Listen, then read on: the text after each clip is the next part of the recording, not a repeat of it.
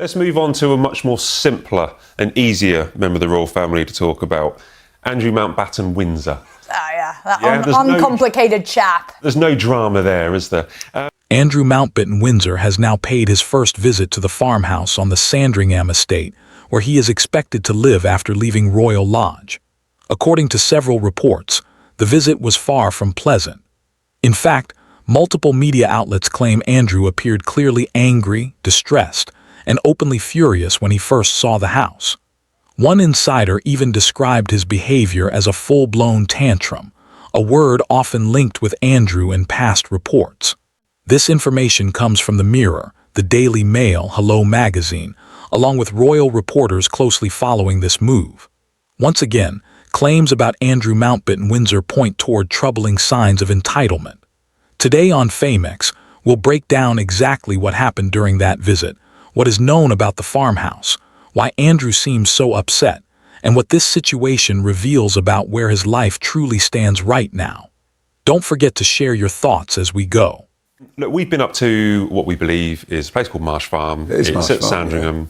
Yeah. We've been looking at it this week, the last couple of days, and a lot of security fences are going up. A lot of work's being done on getting this house into shape for a former prince. Later on, we'll also look at two key issues repeatedly mentioned in recent coverage. Growing talk that Andrew may one day move abroad, claims that the Sandringham relocation is nothing more than a PR move, and the increasingly awkward dynamic between him and Sarah Ferguson. Let's begin with the visit itself.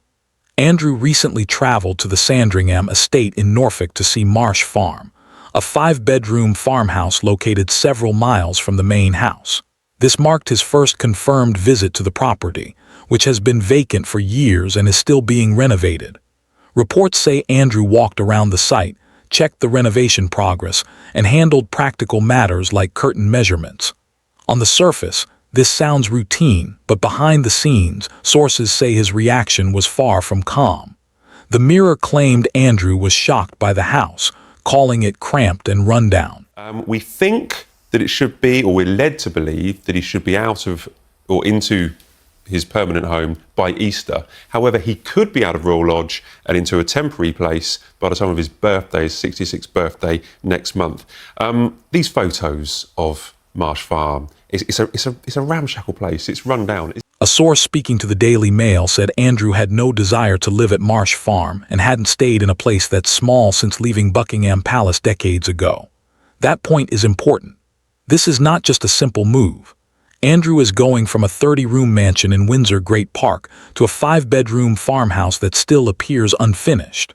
Royal Lodge has been his home for over 20 years, offering space, privacy, and status.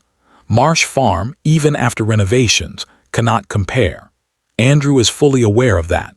Reports suggest his frustration was not only about size.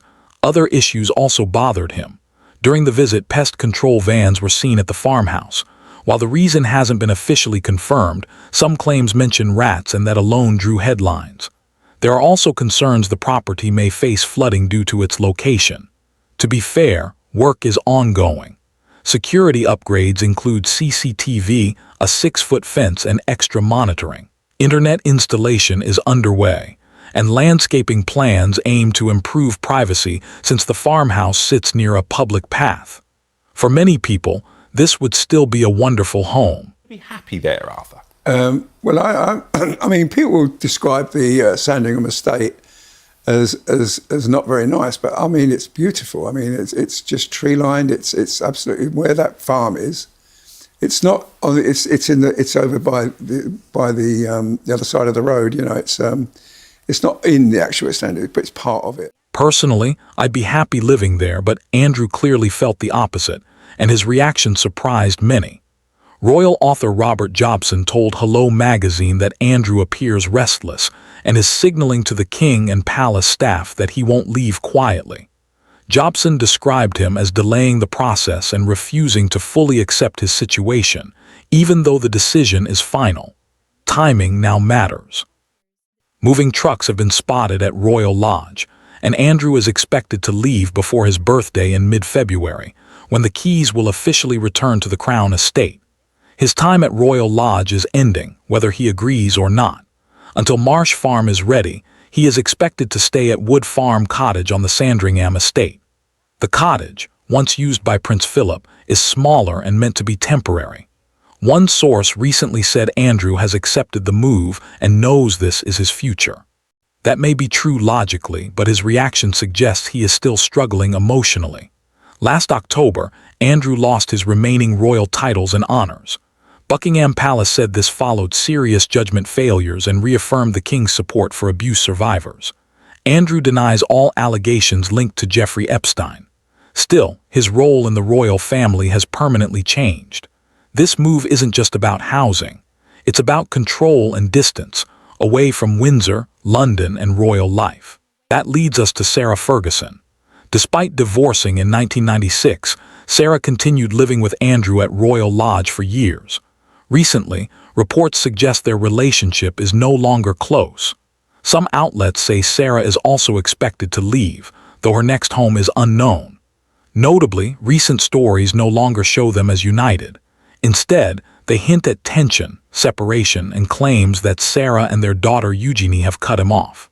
There are even reports Andrew may be interested in dating again. This house, Samara? It's a No, big old house no that's way. been put together. No? He doesn't. He barely deserves to be put up anywhere, in my opinion. I mean, genuinely. I know you disagree with me, Arthur, but... Well, listen, I'm not saying any more about Look. it because people don't like me hearing this. No. And it's true. I mean, No, I think you're just fair when it comes to Andrew, and I think you look at forgiveness and allowing people to move on, which is part of the debate, which is absolutely fine. This is what I think the king wants as well. That's why he's doing this. He's putting the... Whether that's realistic is another matter, but the fact it's being discussed says a lot about how things have changed. For years, Sarah was seen as Andrew's strongest supporter. If that support is fading, his isolation becomes clearer. This brings the Bahrain rumors back into focus. For some time, reports have suggested Andrew may eventually move to the Middle East, with Bahrain mentioned most often. These rumors aren't new, but recent coverage makes them sound more serious. The conversation has shifted from possibility to timing. Sources point to Andrew's long-standing links in the region and suggest a quieter life abroad might suit him once he fully leaves royal properties in England. If that happens, Sandringham may only be temporary. When Andrew first stood there, facing a smaller home, renovations, pest control, and the clear message that this is his limit, it's not shocking he reacted badly. Whether Tantrum is fair or exaggerated, consistent reporting across outlets shows one thing: he was unhappy, and it showed. This marks the end of an era, the end of Royal Lodge and any illusion that Andrew still lives like a senior royal. That is, if the move is real. Some claims even suggest the renovations and moving trucks are just for show, with no real plan to relocate him. What happens next is unclear. Will he remain quietly in Norfolk? Will Bahrain become reality? Will his personal ties continue to break down? Those answers remain unknown. One thing is certain: this is not the future he imagined. Now I want to hear from you. Do you think Andrew will ever accept this reality, or is leaving the country his only option? Share your thoughts in the comments, and for more royal updates like this, make sure you're subscribed to Famex.